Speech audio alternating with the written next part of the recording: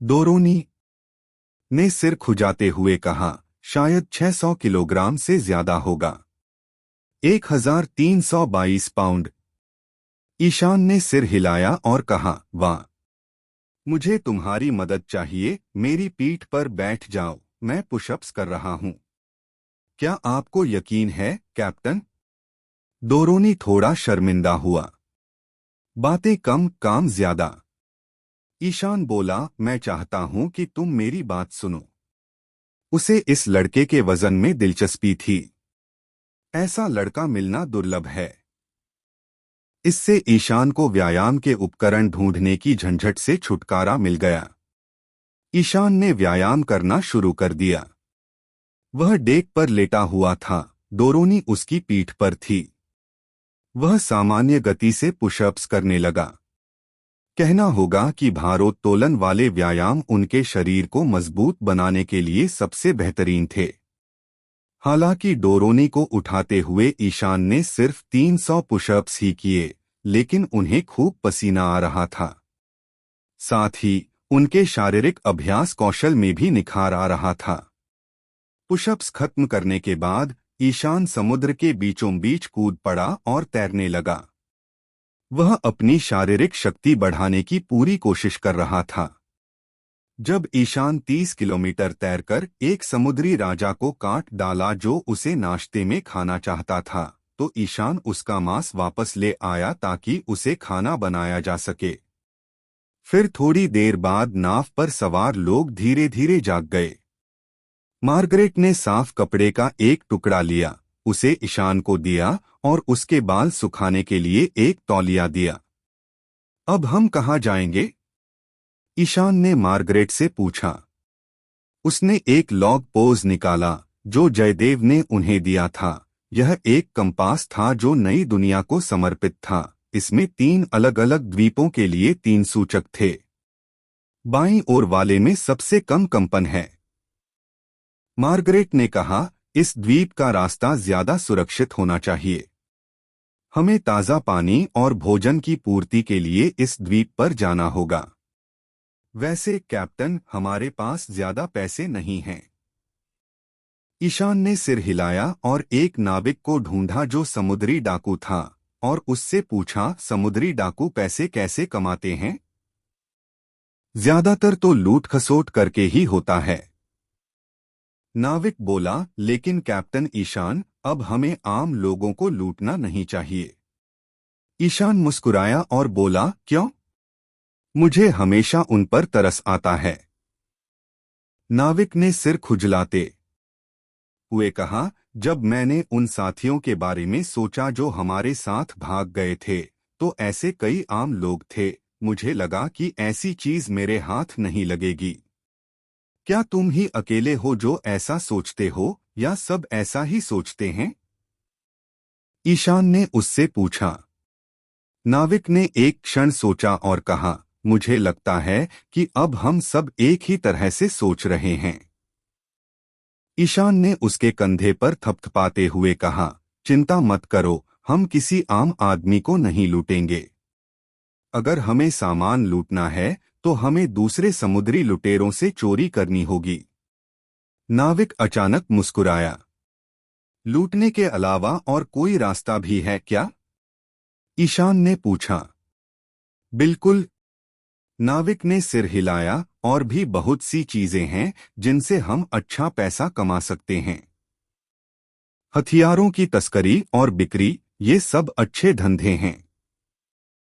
जब तक सामान स्टेशन तक सुरक्षित और सुचारू रूप से पहुंचाया जा सके, हम आसानी से पैसा कमा लेंगे। ईशान ने सिर हिलाया और उसका दिल खुशी से भर गया। दरअसल इस दुनिया में अभी भी बहुत सी ऐसी चीजें थीं जिनसे ढेर सारा पैसा कमाया जा सकता था। वरना समुद्री डाकुओं के महायुग के आगमन के कारण कई मूल व्यापारिक रास्ते कम सुरक्षित हो गए हैं। व्यापारी जहाजों को अक्सर समुद्री डाकू लूट लेते थे। लेकिन अगर ऐसा कोई समुद्री डाकू समूह ही करे तो यह बहुत आसान हो जाएगा। जहाज पर सभी समुद्री डाकू पहरेदार और मजबूत होते थे, इसलिए जो कोई भी उनके पास आने या उन्हें लूटने की हिम्मत करेगा वह नष्ट हो जाएगा। बात बस इतनी थी कि ज्यादातर समुद्री डाकू लूटपाट के आदी थे। वे व्यापार जैसे काम नहीं करते थे। वे इस तरह के काम करने के लिए बहुत आलसी थे। इयान के अनुमान के अनुसार समुद्री डाकू समूह चलाने में कोई समस्या नहीं थी, लेकिन वे उस द्वीप पर नहीं जा सकते जिसके बारे में मार्गरेट ने उन्हें बताया था। लॉग पोज के रास्ते वहां जाते हुए ईशान और उसके समूह को पता था कि द्वीप बहुत खतरनाक नहीं था, लेकिन मरीन वर्तमान में उनका मास्टरमाइंड और भागे हुए गुलाम का शिकार कर रहे थे। इसलिए वे अनुमान लगा सकते थे कि ईशान और बाकी लोग वहां उतरेंगे। उस समय तक यदि मरीन वहां घात लगाते तो वे स्वयं को जाल में फंसा हुआ पाते। रास्ता बदलो, चलो इस द्वीप पर चलते हैं। ईशान ने एक और द्वीप की ओर इशारा किया जिसकी सुई थोड़ी हिल रही थी और मार्गरेट को निर्देश दिया। यह बीच का विकल्प था, सबसे सुरक्षित नहीं लेकिन सबसे खतरनाक भी नहीं। मार्गरेट ने इसके बाद ज्यादा कुछ नहीं कहा। उसने सिर हिलाया और स्टीयरिंग व्हील की तरफ बढ़ी और पतवार पर बैठे नाविक को स्टीयरिंग मोड़ने का निर्देश दिया। डेक पर कुछ लोग जो खाली थे कुर्सियां निकालकर धूप सेंकने लगे थे, जबकि कुछ लोग ताश खेल रहे थे। समुद्र में नौकायन का यही तरीका था। ज्यादातर समय बहुत सारा खाली समय होने के कारण यह उबाऊ होता था। ईशान उनसे घुला मिला नहीं। वह धनुष के पास गया और चुपचाप अपने कौशल का अध्ययन करने लगा। हेई का कार्ड अंततः 5 सितारा लाल कार्ड तक पहुंच गया, जो ईशान का पहला लाल कार्ड था। इसका गुप्त कौशल डार्कनेस फ्लेम का ड्रैगन था, लेकिन ईशान ने पाया कि इस काले ड्रैगन तरंग को पहले से ही पालतू बनाया जा सकता है। दूसरे शब्दों में, ईशान इस अवधि के दौरान नेन का उपयोग कर सकता है और धीरे धीरे अपने दाहिने हाथ पर शैतान ब्लैक ड्रैगन को बुलाने की मुहर उत्पन्न कर सकता है। अब वह यही कर रहा था। वह धीरे धीरे अपनी नेन को अपने दाहिने हाथ में डाल रहा था। नेन की इंजेक्शन गति को ईशान स्वयं नियंत्रित कर रहा था। इसलिए जब वह नेन को इंजेक्शन लगा रहा था तो वह उसकी रिकवरी पर नजर रख रहा था और इंजेक्शन की गति को रिकवरी के बराबर रखने की कोशिश कर रहा था।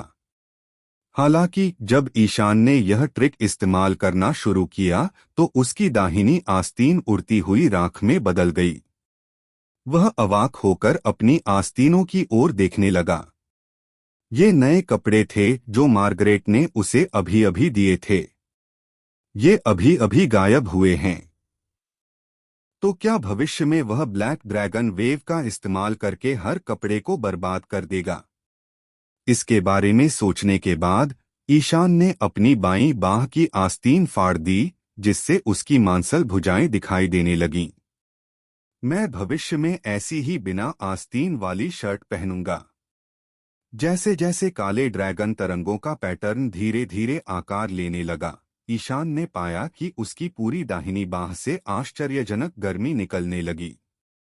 उस वक्त उसने आओकिजी के बारे में ज्यादा नहीं सोचा था। अब उसे एहसास हो रहा है कि ब्लैक ड्रैगन की लहर कितनी भीषण थी। उसने बस एक कुर्सी की तरफ हाथ बढ़ाने की कोशिश की, लेकिन उसे छूने से पहले ही कुर्सी में आग लग गई थी। जहाज पर सभी लोग आश्चर्य से ईशान को देख रहे थे, लेकिन किसी की भी पास आने की हिम्मत नहीं हुई। यह सुनकर ईशान अवाक रह गया। क्या हाथ पर पहले से काले अजगर को पालतू बनाने के बाद वह अपने हाथ से कुछ भी छू सकता है? तो उसके पास इसका केवल एक ही समाधान है। मुझे अभी भी ही के खास खजाने खरीदने हैं। उसकी खास पट्टियां। ईशान ने आह भरी और सोचा। नेन के निरंतर इंजेक्शन से इयान के दाहिने हाथ पर जल्द ही ब्लैक ड्रैगन तरंग का पैटर्न बन गया। इयान के दाहिने हाथ के चारों ओर काले टैटू की तरह आग की लपटों से बना ड्रैगन का शरीर ऐसा लग रहा था जैसे उसे किसी भी समय छोड़ा जा सकता है। झुलसती हुई ज्वाला बाहर निकली और उसके अविश्वसनीय तापमान ने इयान की बाह के चारों ओर की हवा को विकृत कर दिया। कप्तान क्या कर रहा है? ऐसा लगता है कि यह वही चाल है जो उसने आओकिजी के खिलाफ अपनाई थी। अच्छा नहीं है, चलो दूर चले जाएं। इयान का दल एक एक करके घटनास्थल से चला गया, छिपकर उसे देखता रहा।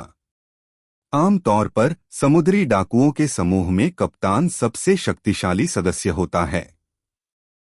खासकर समुद्री डाकुओं के मामले में कप्तान सबसे मजबूत होना चाहिए। ये क्रू मेंबर्स यह भी जानते थे कि उनका कैप्टन ईशान एक मरीन एडमिरल के सामने खड़ा होने के लिए काफी ताकतवर था। हालांकि ईशान जवान दिखता था, लेकिन कोई भी उसके अधिकार को चुनौती देने की हिम्मत नहीं करता था। हालांकि उन्हें उसकी ताकत की सीमा के बारे में स्पष्ट जानकारी नहीं थी। जब ईशान और आओकिजी लड़ रहे थे तो वे थोड़ी दूर थे, इसलिए उन्हें सब कुछ साफ साफ दिखाई नहीं दे रहा था। लेकिन जब ईशान उनके जहाज पर काले ड्रैगन लहर का पैटर्न बना रहा था तो उन्हें अंततः एक सहज अनुभूति हुई। भले ही वह केबिन में ही रहता, फिर भी वे दूर से ही इयान के कौशल की गर्मी महसूस कर सकते थे। इससे विमान में सवार सभी लोग भयभीत हो गए। इस समय ईशान ने भीड़ की प्रतिक्रिया को नजरअंदाज कर दिया। उसका पूरा ध्यान dragon of the darkness flame पर केंद्रित था ताकि वह इस रहस्यमय कौशल को समझ सके। किसी कार्ड में सबसे महत्वपूर्ण बदलाव उसका अंतिम अपग्रेड था, क्योंकि इनमें से ज्यादातर कार्डों में एक अल्टीमेट स्किल होती थी जिसका इस्तेमाल सिर्फ 5 स्टार तक पहुंचने पर ही किया जा सकता था। हालांकि इस तरह के रहस्यमय कौशल के लिए आमतौर पर बहुत ज्यादा ऊर्जा की जरूरत होती है। इसलिए एक पूरी तरह से विकसित ब्लैक ड्रैगन वेव को बुलाने के लिए ईशान ने 3000 नेन पॉइंट डाले हैं। यह आवश्यक नेन इंजेक्शन लगाते समय ऊर्जा पुनर्जनन द्वारा प्राप्त किया गया। इस प्रक्रिया में लगभग 10 मिनट लगे। इतने लंबे समय तक यह कहने की जरूरत नहीं है कि युद्ध के दौरान ब्लैक ड्रैगन को बुलाना संभव या कारगर नहीं है। जब तक कि वह पिछली बार की तरह ईविल आई एक्सपर्ट कौशल का इस्तेमाल न कर रहा हो और ढेर सारे आइस्टियर जेम्स न खा रहा हो। लेकिन ऐसी क्षमता इस्तेमाल करने के बाद ईशान के पास नेन खत्म हो जाएगा।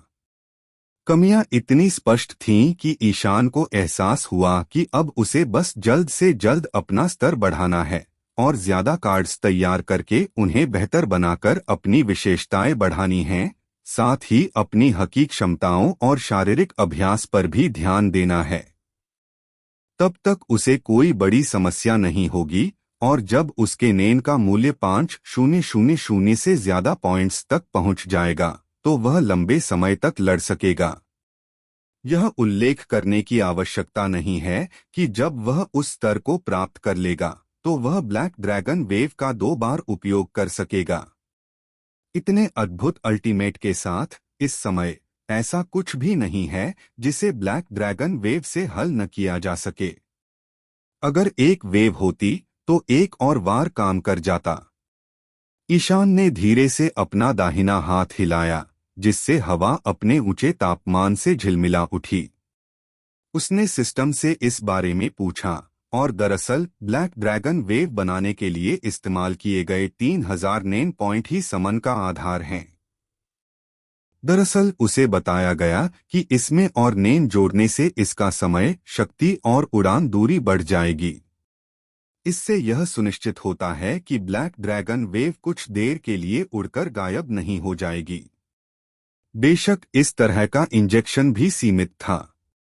ऐसी चीज को बिना सीमा के नहीं छोड़ा जा सकता।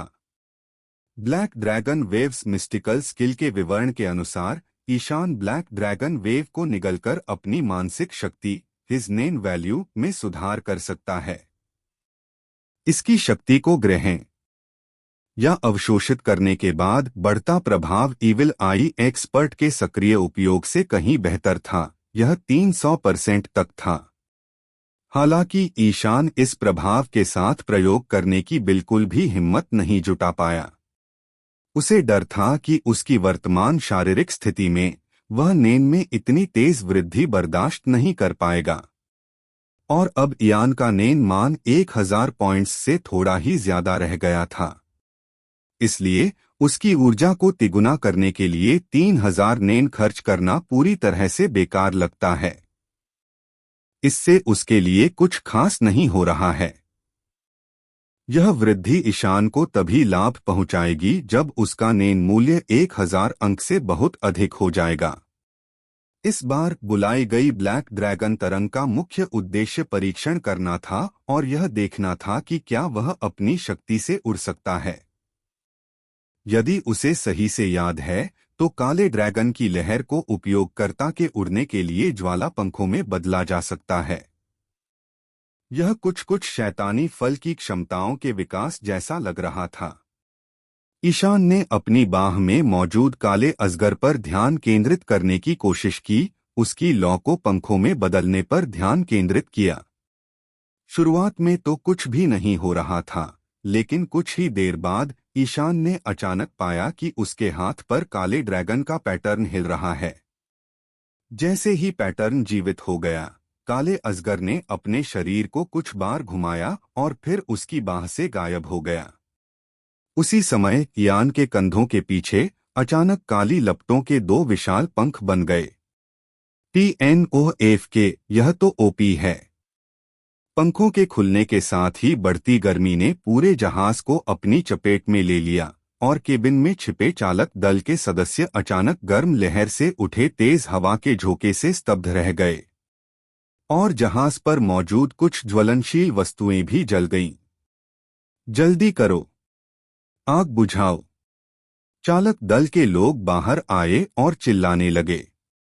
वे ईशान को रुकने के लिए कहना चाहते थे, लेकिन जब उन्होंने ऊपर देखा तो वे सभी डरे हुए थे, क्योंकि ईशान को सीधे हवा में उछाला गया था। धधकते काले पंख तो नहीं फड़फड़ाए, लेकिन इयान का शरीर हवा में तैरता रहा और जहाज के ऊपर मंडराता रहा।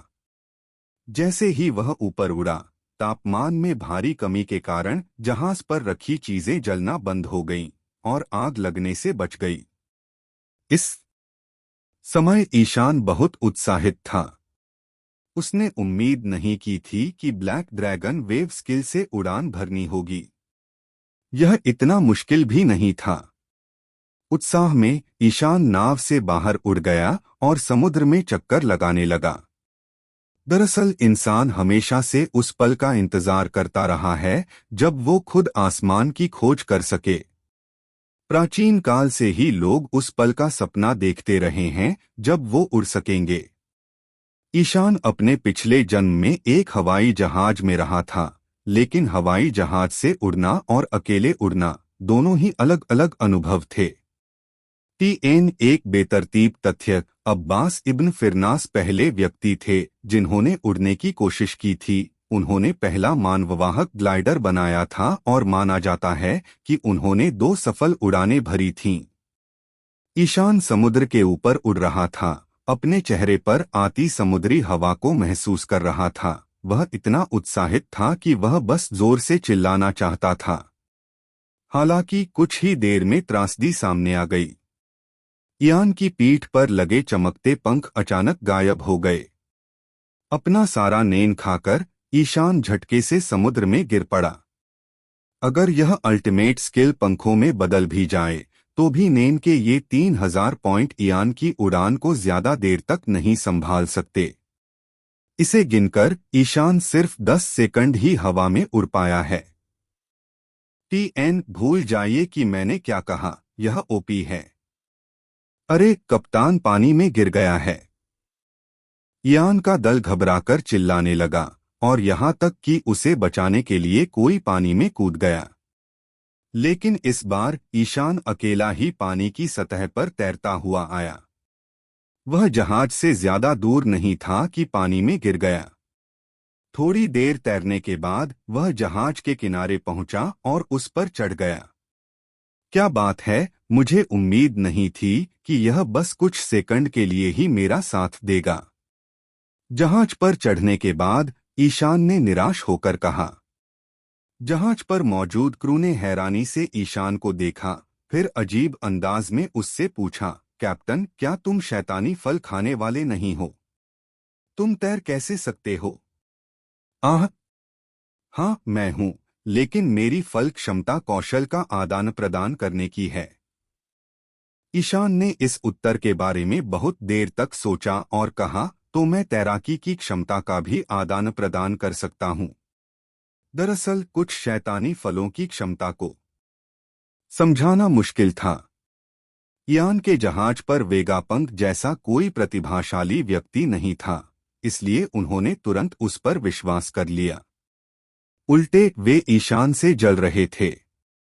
वे जानते थे कि सभी डेविल फ्रूट उपयोगकर्ता तैर नहीं सकते, लेकिन उन्हें उम्मीद नहीं थी कि उनका कप्तान भी इससे अलग होगा। यह अच्छी बात है कि उन्हें भविष्य में अपने कप्तान के समुद्र में डूबने की चिंता नहीं करनी पड़ेगी। ब्लैक ड्रैगन वेव के साथ प्रयोग करते हुए ईशान ने इस बार इसका इस्तेमाल करने की हिम्मत नहीं की, क्योंकि ब्लैक ड्रैगन वेव की लौ का तापमान बहुत ज्यादा था, इसलिए ईशान अपने जहाज को जलाना नहीं चाहता था। उसे ही का खास खजाना खरीदने तक इंतजार करना था और फिर प्रयोग करना था। हालांकि इतनी उबाऊ यात्रा में ईशान के पास करने को कुछ नहीं था। ब्लैक ड्रैगन तरंग का परीक्षण तो किया नहीं जा सकता था, इसलिए उसे कुछ और करना पड़ा। 10 लगातार ड्रॉ द्वारा निकाले गए 4-4 सितारा कार्डों में से शिनिगामी शब्द से इशिदा उरी और इनोय ओरिहंस के 2 कार्डों के अलावा ईशान को मिले अन्य 2 कार्डों का अभी तक परीक्षण नहीं किया गया है। लेकिन बचे हुए 2 कार्डों में से एक किंग ऑफ फाइटर्स का शिंगो याबुकी था। यह विशुद्ध शारीरिक कौशल वाला कार्ड था, जिसे 4 स्टार दिए गए थे, शायद इसलिए क्योंकि इसे ज्यादा बार खेला जाता था। आखिरकार खेल में यह छोटे बॉस और छिपे हुए पात्रों की श्रेणी में आता था। ईशान को इस कार्ड में ज्यादा दिलचस्पी नहीं थी। आम लड़ाई में वह अभी भी अपनी तलवार से लड़ने का आदी था। हालांकि अंतिम बचे 4 सितारा कार्ड के लिए ईशान को इसका अनुभव करना होगा, क्योंकि यह कार्ड और कुछ नहीं बल्कि एक ऐसा चरित्र था जिसके कई टुकड़े ईशान पहले ही निकाल चुका था। रेलगन मिकोटो मिसाका। कुछ देर तक जहाज पर चुपचाप बैठकर अपने नेन के फिर से भरने का इंतजार करने के बाद ईशान फिर से खड़ा हुआ और धनुष पर आ गया। कैप्टन, आप फिर से कसरत तो नहीं करने वाले हैं ना? उसकी हरकतें देखकर एक बड़ा आदमी थोड़ा डर गया। नहीं, अब ठीक है। ईशान मुस्कुराया और उसे दिलासा दिया, फिर बोला, इस बार कोई बड़ी बात नहीं होनी चाहिए। वैसे क्या तुम मुझे कुछ गोलियां दे सकते हो? ये शब्द सुनकर उस बड़े आदमी ने राहत की सांस ली। वह अपने साथी बंदूकधारियों के पास गया और गोलियां मांगी। फिर उसने उन्हें ईशान को सौंप दिया। उसे लगभग 10 गोलियां मिलीं। ईशान ने एक गोली उठाई और उसे ध्यान से देखा। दरअसल इस दुनिया में आग्नेयास्त्र प्राचीन काल से ही अजीबोगरीब रहे हैं। वे मध्य युग के पुराने आग्नेयास्त्रों जैसे दिखते थे। हालांकि उनसे अब भी लगातार फायर किया जा सकता था। कुछ शक्तिशाली बंदूकें भी थीं। हालांकि ज्यादातर गोल गोलियां ही इस्तेमाल की जाती थीं। इसमें कोई सुव्यवस्थित वारहेड आकार नहीं था, इसलिए इयान के विचार में ऐसी गोली बहुत दूर तक नहीं जा सकती थी। हालांकि गोली अभी भी शीशे की मिश्र धातु में लिपटी एक ठोस कारतूस थी। मानव शरीर में लगने के बाद यह बहुत नुकसान पहुंचाती और आम लोगों के लिए यह एक बड़ा खतरा थी। ईशान ने इस समय अपने एक कार्ड को मिसाका मिकोटोस कार्ड से बदल दिया है। मिसाका मिकोटो स्तर 1। शीर्षक रेलगन सबसे मजबूत इलेक्ट्रोमास्टर। शक्ति 40, गति 50, जीवन शक्ति 110, संख्या 200। कौशल रेलगन सुपर इलेक्ट्रोमैग्नेटिक तोप विद्युत चुंबकीय प्रेरण का उपयोग करके सुचालक धातु की वस्तुओं को दागकर लक्ष्य को भारी क्षति पहुंचाती है। आवश्यक उन्नत स्तरीय नेन कौशल सक्रिय होना चाहिए।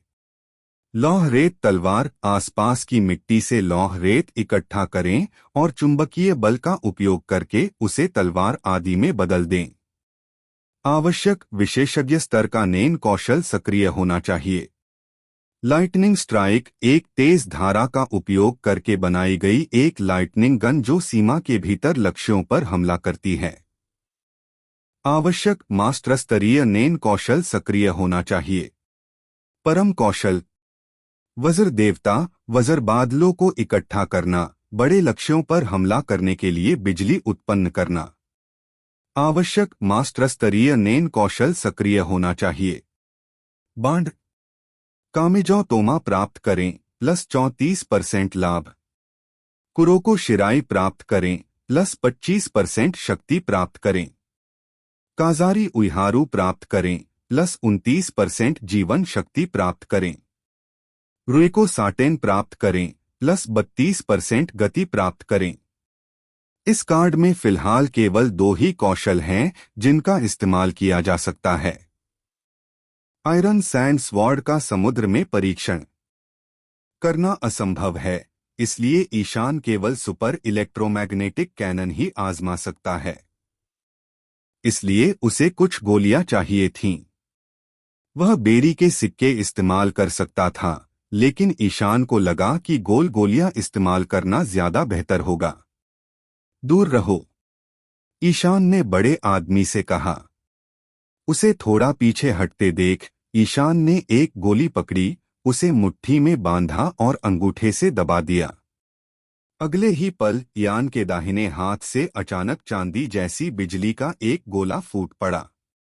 बिजली के करंट की आवाज सुनकर बड़ा आदमी चौंक गया और तेजी से पीछे हट गया। शुक्र है कि उसने पाया कि इस समय यान के हाथ पर बिजली की चमक काली लपटों जितनी तेज नहीं थी। पीछे हटने के बाद वह काफी सुरक्षित महसूस कर रहा था। क्या यही है विनिमय फल की शक्ति? क्या वह अलग अलग क्षमताएं प्राप्त कर सकता है? ईशान पर चमकती बिजली ने जहाज पर मौजूद लोगों का ध्यान खींचा। पहले वह ज्वाला हुआ करती थी, लेकिन अब वह बिजली पैदा कर रही थी। अगर वह कोई और शैतान फल इस्तेमाल करने वाला होता तो शायद वे भ्रमित हो जाते, लेकिन क्योंकि ईशान ने उन्हें यकीन दिला दिया था कि उसके पास एक अनोखा शैतान फल है जिससे वह अपनी क्षमताएं बदल सकता है, इसलिए सभी को आश्चर्य नहीं हुआ। वे बस ईशान को गौर से देखते रहे। यान की बाह के चारों ओर घूमने वाली विद्युत धारा लगातार चमक रही थी और यान के नेन तेजी से निकलने लगे, जिनका उपयोग चालक धारा को सहारा देने के लिए किया गया। ईशान ने पाया कि इस सुपर इलेक्ट्रोमैग्नेटिक तोप ने उसकी अपेक्षा से अधिक नेन की खपत की।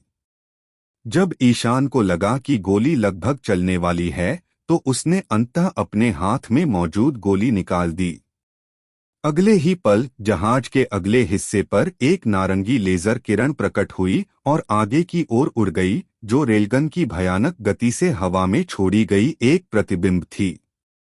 उसी समय पल भर में एक भयंकर तूफान आ गया। ईशान की गोली सीधे आगे की ओर चली। जिस रास्ते से वह गुजरी, उसमें तेज हवा के दबाव ने समुद्र के पानी को चीरकर सीधा रास्ता बना दिया और इसी रास्ते में एक फव्वारे जैसी लहर भी उठी। लहर आसमान में ऊंची उठी और फिर बहुत ऊंचे स्थान पर पहुंचकर बारिश की तरह धीरे धीरे वापस गिर गई। पूरा जहाज भी हवा के दबाव से रुक गया। सिर्फ इतना ही नहीं, अचानक आई तेज लहरों ने जहाज पर मौजूद सभी लोगों को असंतुलित कर दिया और वे जमीन पर गिर पड़े। ईशान के पीछे वाला बड़ा आदमी भी डेक पर गिर गया और जब उसने समुद्र से उठती लहरों को देखा तो उसकी आंखें लगभग बाहर आ गईं। इस समय उसे ईशान पर भरोसा करने का पछतावा हुआ और लगा कि अब उसे अपने कप्तान की बातों पर विश्वास नहीं करना चाहिए। क्या उसने अभी अभी नहीं कहा था कि यह एक छोटी सी चाल है? लेकिन यह क्षमता पिछली वाली टीटी से बड़ी और ज्यादा भयानक है। कैप्टन, मुझे उम्मीद नहीं थी कि आप इतने झूठे होंगे। मुझे पता है कि मैं आपके पीछे छिपा था, लेकिन फिर भी। ईशान भी अपने द्वारा छोड़े गए प्रक्षेप्य को देखकर दंग रह गया। उसे उम्मीद नहीं थी कि रेलगन में इतनी जबरदस्त ताकत होगी। हालांकि हवा के साथ तेज घर्षण के कारण गोली गायब हो गई और हमले की दूरी बहुत कम, लगभग 50 मीटर थी, लेकिन उसकी जबरदस्त ताकत कुछ कार्डों के बेहतरीन कौशल को लगभग मात दे रही थी। मिकोटोस कार्ड, यह एक 5 सितारा कार्ड होना चाहिए, है ना?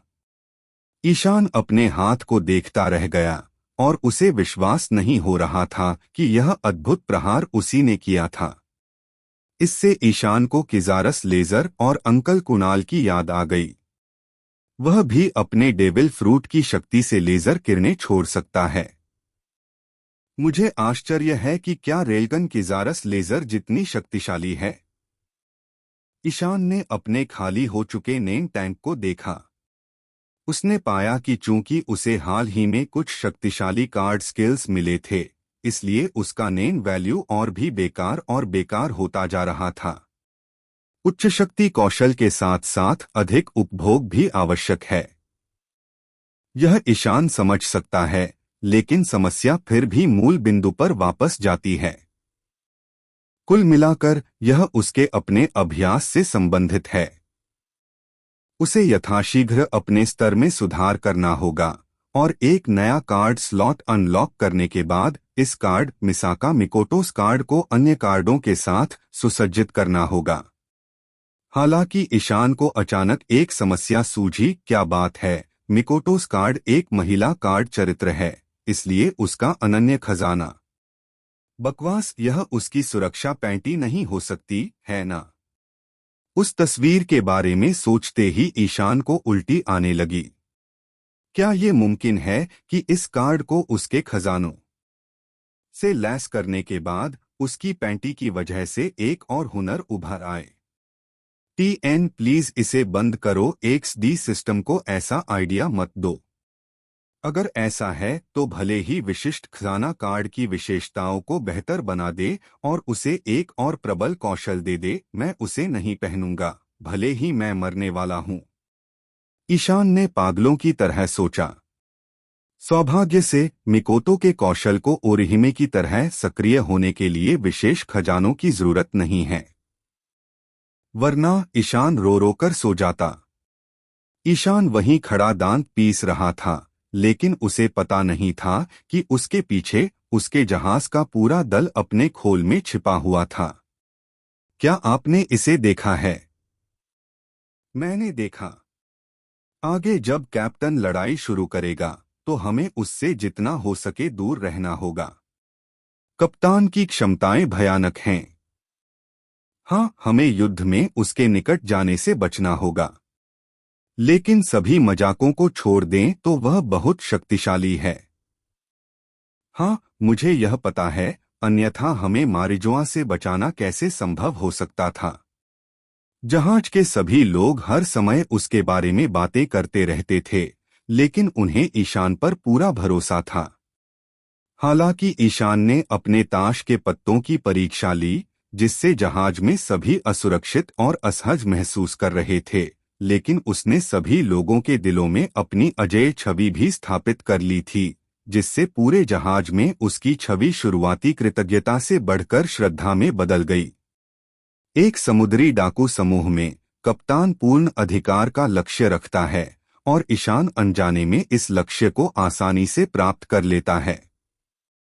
जब ईशान मुड़ा तो बड़े आदमी ने उसे सावधानी से अभिवादन किया, एक और गोली पकड़ी और उससे कहा, कैप्टन, क्या आप फिर से कोशिश करना चाहते हैं? नहीं, कोई जरूरत नहीं। ईशान ने सिर हिलाया और कहा, ज्यादा गोला बारूद नहीं है। चलो बाकी गोलियां बचा लेते हैं। जब चालक दल के सदस्यों ने यह सुना तो उन्हें राहत मिली। जहाज काफी देर से चल रहा था और फिर भी बहुत उबाऊ था। ईशान जोरो की तरह कहीं सो नहीं पा रहा था, इसलिए जब भी उसे समय मिलता वह डेक पर जाकर अपनी शारीरिक शक्ति बढ़ाने पर ध्यान केंद्रित करता। इससे उसके आसपास के सभी लोगों पर एक नई छाप पड़ी कि कप्तान एक खेती का दीवाना है। हालांकि इयान के जहाज की यात्रा के दौरान ईस्ट ब्लू में चीजें सामान्य रूप से चल रही थीं। फ्रॉस्ट मून विलेज के डोजो में रात का समय था। जोरो अभी भी अपनी तलवारबाजी का अभ्यास और निखार कर रहा था। वह बार बार अपनी तलवार उठा रहा था और झरने की तरह पसीना बहा रहा था। 2 खरब 12 अरब 12 करोड़ 12 लाख 22,123। जैसे ही उसने अपनी तलवार चलाने पर ध्यान केंद्रित किया, अचानक उसे आकाश में उड़ती हुई कोई चीज अपनी ओर आती हुई महसूस हुई, इसलिए वह ठिठक गया और ऊपर देखने लगा। जैसे ही उसने भ्रम में अपना सिर उठाया, उसने बचने का मौका खो दिया। आसमान से एक बहुत बड़ी वायुदाब वाली वस्तु गिरी और उसका चेहरा सीधे जमीन पर आ गिरा। एक जोरदार धमाके के साथ जमीन पर एक पंजे जैसा निशान पड़ गया। इस चीज से एक बड़ा वृत्त और 4 छोटे वृत्त बन गए, लेकिन बीच में बड़े वृत्त में हरे शैवाल के सिर वाला एक मूर्ख वहां पटक दिया गया। एक क्लिक की आवाज के साथ बक्सा गिर गया। फिर जोरो अपना सिर रगड़ते हुए उठ बैठा। क्या बकवास है। जोरो ने अपने आसपास के गड्ढों पर नजर डाली और जमीन पर गिरा हुआ एक छोटा सा डिब्बा देखा। उसने आगे बढ़कर उसे उठाया और फिर गुस्से से उसे खोला। डिब्बे के अंदर एक अजीब सा फल पड़ा था। जोरो उसे पहचान नहीं पाया। उसने अपना सिर झुकाया और उसे हाथ में पकड़ लिया। उसने आसमान की तरफ देखा, फिर डिब्बे की तरफ, जिसके सिर पर एक प्रश्नचिन्ह उभर रहा था। वह समझ नहीं पा रहा था कि यह डिब्बा अचानक आसमान से कैसे गिर गया और जमीन पर ऐसा निशान कैसे बन गया। लेकिन चूंकि डिब्बे में रखी चीज फल जैसी दिख रही थी, इसलिए वह उसे काटकर चखना चाहता था। हालांकि जब वह उसका आधा हिस्सा खाने ही वाला था, तो उसने एक नोट को नीचे गिरते देखा। उत्सुकतावश उसने पहले फल नीचे रखा और चांदनी में नोट पढ़ा। टीएन भाड़ में जाओ। मैं चाहता था कि वह शैतानी फल खाए। टीटी, यह देखना दिलचस्प होगा कि जोरो एक महान प्राणी में कैसे बदल जाता है। उसमें लिखा था, मास्टर कोशिरो, यह शैतानी फल कुइना के लिए मेरा तोहफा है जब वह जागेगी। और जोरो, अगर तुमने इसे चुराने या गलती से खाने की हिम्मत की तो मैं भविष्य में तुम्हें ढूंढकर तुम्हारी खूब पिटाई करूंगा। ईशान ने नोट पर अपना नाम नहीं छोड़ा था, लेकिन यह उसके बात करने का तरीका था और जोरो स्वाभाविक रूप से अनुमान लगा सकता था कि यह कौन था। ओह है। जोरो का चेहरा लाल हो गया। अभी अभी तो उसने उसे लगभग काट ही लिया था। नोट पढ़कर उसे शर्मिंदगी महसूस हुई क्योंकि ईशान ने उसके कामों का अंदाजा लगा लिया था। उसने गुस्से में नोट को जमीन पर फेंक दिया और हाथ जोड़कर बैठ गया, लेकिन थोड़ी देर बाद उसने नोट उठाया, शैतान फल वाला डिब्बा उठाया और कोशिरो को ढूंढते हुए डोजो में भाग गया। डोजो के एक कमरे में सिर्फ कोशिरो और जोरो ही थे। वे घुटनों के बल आमने सामने बैठे थे और उनके सामने 3 चीजें रखी थीं। ये 3 चीजें थीं नोट और फल वाला डिब्बा, और आखिरी चीज थी इयान का वांटेड पोस्टर। दरअसल जब कोशिरो ने पहली बार यह वांटेड पोस्टर देखा था तो उसे यकीन नहीं था कि यह ईशान है या नहीं। लेकिन इस शैतानी फल के अचानक आने के बाद कोशिरो ने पुष्टि कर दी कि इनाम वाला नकाबपोश व्यक्ति निश्चित रूप से ईशान ही था। खासकर जब जोरो ने उसे जमीन पर पंजे जैसे निशान के बारे में बताया तो कोशिरो को इस बात पर यकीन हो गया। सेंसेई, क्या तुम्हारा मतलब है कि भाई ईशान सिर्फ इस शैतानी फल के लिए मारिजुआना में घुस गया था? जोरो ने उत्सुकता से पूछा। हाँ, बचपन से ही वह कुइना के लिए एक खरीदने की सोच रहा था। कोशिरो ने डिब्बे में रखे फल को घूरते हुए कहा, लेकिन क्या सिर्फ इस चीज के लिए इतना बड़ा जोखिम उठाना उचित है? हो, अनिकी पर अब 50 करोड़ बेरीज का इनाम है। जोरो ने अविश्वास से वांटेड पोस्टर उठाया तो क्या बड़ा भाई ईशान सचमुच एडमिरल की घेराबंदी से बच निकला? हाँ हाँ, वो बहुत ताकतवर हो गया है। कोशिरो मुस्कुराया और बोला, शुक्र है वो ठीक है। मैं उसके लिए चिंतित था। नहीं, अब मुझे भी समुद्र की ओर जाना है। जोरो ने चादर जमीन पर दबाते हुए कोशिरो से कहा, वरना मुझे ऐसा लगेगा जैसे उसने मुझे कई स्तरों पर पीछे छोड़ दिया है।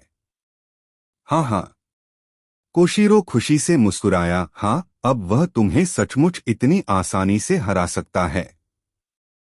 जोरो शायद अब तक का सबसे ज्यादा उदास था। ईशान को समुद्र में गए हुए सिर्फ 1 साल ही हुआ था। हालांकि इस छोटी सी अवधि में उसने पाया कि ईशान काफी बदल गया है। जब ईशान ईस्ट ब्लू में एक समुद्री डाकू शिकारी था, तब उसने उस इलाके के 3 सबसे मशहूर समुद्री लुटेरों को पकड़ लिया था। हालांकि अब वह समुद्री डाकू शिकारी नहीं रहा, उसने पवित्र भूमि मारिजोआ में एक अराजक घटना को अंजाम दिया था, और सिर्फ इसी के साथ वह 50 करोड़ के इनाम वाला एक महान समुद्री डाकू बन गया है। इन सब बातों ने जोरो को, जो फ्रॉस्ट मून गांव से बाहर नहीं निकल पा रहा था, यह वाकई अविश्वसनीय लगा। अब वह समुद्र में जाने के लिए इंतजार नहीं कर सकता। जोरो के अनुरोध पर कोशिरो कुछ नहीं बोला, बस चुपचाप ध्यान करता रहा। फिर आखिरकार बोला, जोरो, तुम्हें थोड़ा और इंतजार करना होगा। जैसा कि मैंने तुम्हें पहले भी बताया था, कम से कम तुम्हें वयस्क तो होना ही होगा, तभी मैं तुम्हें आजाद करूंगा।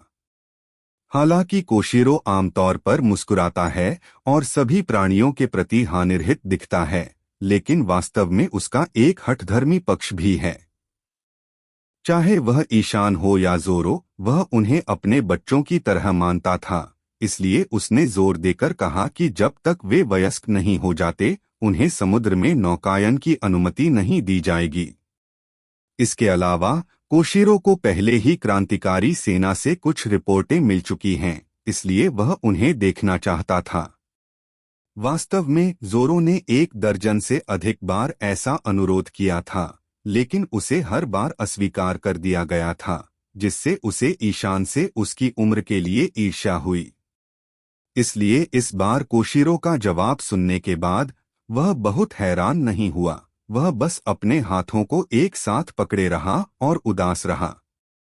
कोशिरो उठकर चली गई तो जोरो शांत नहीं बैठ सका। वह कुरिना के कमरे में दौड़ा और उसके सामने बैठ गया। फिर बोला, अरे कुरिना, चलो जल्दी से उठो, बड़ा भाई ईशान अब बहुत ताकतवर हो गया है, और अगर हम ऐसे ही रहे तो हम उसका पीछा नहीं कर पाएंगे। तुम्हें उठना होगा, वह फल खाना होगा, और फिर हम साथ में समुद्र में जाएंगे। कुरिना। जोरो मूर्ख कुरिना से बहुत कुछ कहता था, लेकिन उसकी सारी बातों में ईशान से ईर्ष्या थी। उसने सोचा था कि समुद्र में जाने के बाद वे और भी मजबूत हो जाएंगे। बस इस मूर्ख ने यह नहीं देखा कि जब भी वह ईयान के काम का जिक्र करता, जैसे उसके 500 मिलियन बेरीज का इनाम और बहुत ज्यादा मजबूत होने की बात, तो रजाई के नीचे कुइना की उंगलियां धीरे धीरे कांप रही थीं। 2 दिन बाद नई दुनिया में ईशान जहाज पर मिंक और डोरोनी को पकड़े हुए स्क्वैट्स कर रहा था। इस समय नाव पर उसकी एकमात्र भूमिका ईयान के फिटनेस उपकरण के रूप में काम करना था। हर दिन ईशान उसे 2 घंटे तक दयनीय स्थिति में पकड़े रखता था। जब ईशान ने आखिरकार अपना वर्कआउट खत्म किया, तो सबसे पहले वह आराम पाने के लिए किचन की तरफ भागा।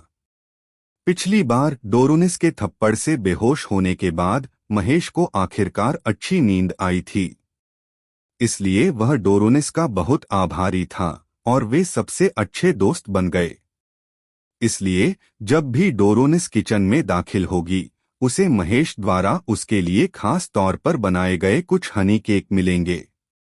केवल इस समय जब डोरोनी शांति से केक खा रहा था, वह महेश को उस धीमी और मधुर आवाज में उससे बात करते हुए सुन सकता था, लेकिन उसे इसकी आदत पड़ने लगी थी। अपने गंतव्य पर जाने के समय के दौरान जहाज पर लोग एक दूसरे को जान रहे थे, धीरे धीरे एक दूसरे के साथ घुल मिल रहे थे और दोस्त बन रहे थे। ईशान डोरोनी के रसोई की ओर दौड़ने के दृश्य को देखने और हंसने से खुद को रोक नहीं सका। वह डेक कुर्सी पर बैठ गया, महेश द्वारा तैयार किया गया पेय लिया और ठंडा होने लगा। तभी मस्तूल पर तैनात नाविक अचानक चिल्लाया, कैप्टन ईशान, आगे एक जहाज है। ईशान सीधा खड़ा हुआ और पूछा, यह कैसी नाव है? इस पर मरीन्स का प्रतीक चिन्ह वाला सफेद पाल है। नाविक ने जोर से कहा, यह मरीन्स का गश्ती युद्धपोत है। क्या वह आखिरकार प्रकट हो गया है? ईशान ने ऐसा सोचा और तुरंत चालक दल को बुलाना शुरू कर दिया। दरअसल उसके बुलाने की कोई जरूरत नहीं थी। जहाज पर लड़ने में सक्षम नाविकों ने पहरेदारों की चीख सुनी थी और केबिन से डेक पर आ गए थे। कैप्टन, क्या उन्होंने हमें खोज लिया? वे सब जहाज के किनारे इकट्ठा हो गए और दूर से मरीन गश्ती जहाज को देखने लगे। यह एक मानक मुख्यालय युद्धपोत था। जहाज के आगे और पीछे दोनों तरफ बड़ी संख्या में मजबूत तोपें लगी थीं। अपनी तरफ से वे साफ देख सकते थे कि मरीन गश्ती जहाज अपनी दिशा बदल चुका था और उनके जहाज की ओर बढ़ रहा था। एक नव स्थापित समुद्री डाकू समूह के रूप में यह गश्ती जहाज उनके झंडे को नहीं पहचानता है, लेकिन उन्हें मरीन के रूप में अनदेखा करना असंभव है क्योंकि वे एक समुद्री डाकू झंडा लटकाए हुए थे। युद्ध की तैयारी करो, ईशान ने आदेश दिया। सारी तोपें निकालो और गोले भरो। अगर उन्होंने हम पर हमला किया तो हम पलटवार करेंगे। अरे! भीड़ चिल्लाने लगी और तुरंत तैयार होने के लिए तितर-बितर हो गई। इयान के दल के पास ज्यादा हथियार नहीं थे। वे सभी उन मरीन सैनिकों से लिए गए थे जिन्होंने मारिजोआ पर उनका पीछा किया था। रेडेन विशालकाय को अभी तक अपना हथियार नहीं मिला है। वह बस एक बड़ी लोहे की प्लेट को ढाल की तरह पकड़े हुए था। इसके अलावा उनके जहाज पर तोपें और गोले ज्यादा नहीं थे। वे जयदेव की ओर से उपहार थे। हालांकि इससे सभी के लड़ने के दृढ़ संकल्प में कोई बाधा नहीं आई। उस समय मरीन गश्ती जहाज के ऊपर एक रियर एडमिरल दूरबीन पकड़े हुए इयान के जहाज को देख रहा था। यह रियर एडमिरल मरनी नाम के मरीन मुख्यालय का एक कार्यालय था।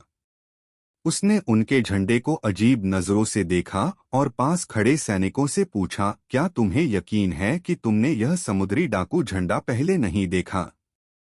सही गलत अगर वे योंकोस का झंडा लगा दें तो क्या यह एक अच्छा भेस नहीं होगा? कोई भी उन्हें परेशान करने की हिम्मत नहीं करेगा। हाँ। रियर एडमिरल पास खड़ा मरीन खड़ा होकर सलामी दी। यह एक नया स्थापित समुद्री डाकू समूह होना चाहिए। मरनी ने सिर हिलाया। दरअसल इस दुनिया में हर रोज बड़ी संख्या में समुद्री डाकू समूह बनते हैं और कई अन्य अपनी यात्रा के बीच में ही हर जगह मर जाते हैं। इसलिए किसी नए समुद्री डाकू समूह का सामना होना कोई आश्चर्य की बात नहीं है। जब वे धीरे धीरे हमले की दूरी के करीब पहुंच गए तो मरनी ने आदेश दिया, निवारक गोलाबारी, उन्हें निरीक्षण के लिए रोकें। जी श्रीमान। उनके आदेश के साथ समुद्री युद्धपोत का थूथन धीरे धीरे समायोजित होना शुरू हो गया, जिसका लक्ष्य इयान के जहाजों के पास का क्षेत्र था। मरनी को मुख्यालय ने ईशान और भागे हुए गुलामों की तलाश के लिए भेजा था।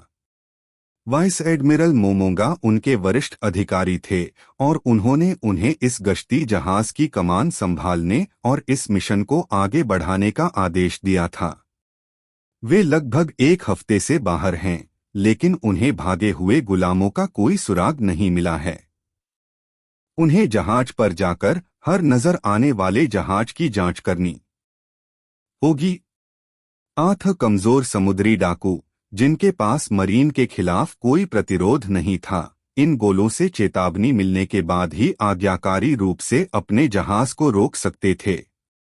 लेकिन अधिक शक्तिशाली समुद्री डाकू समूह वह था जो सीधे उनका विरोध करता था, भागते समय उनसे लड़ता था, जिससे मरनी को काफी सिरदर्द होता था। यह सर्वविदित है कि नई दुनिया में अधिकांश समुद्री डाकू जो यहाँ लंबे समय तक जीवित रह सकते थे, शक्तिशाली थे, इसलिए सहयोग की बहुत कम स्थितियां थीं और लड़ाइयां अधिक थीं।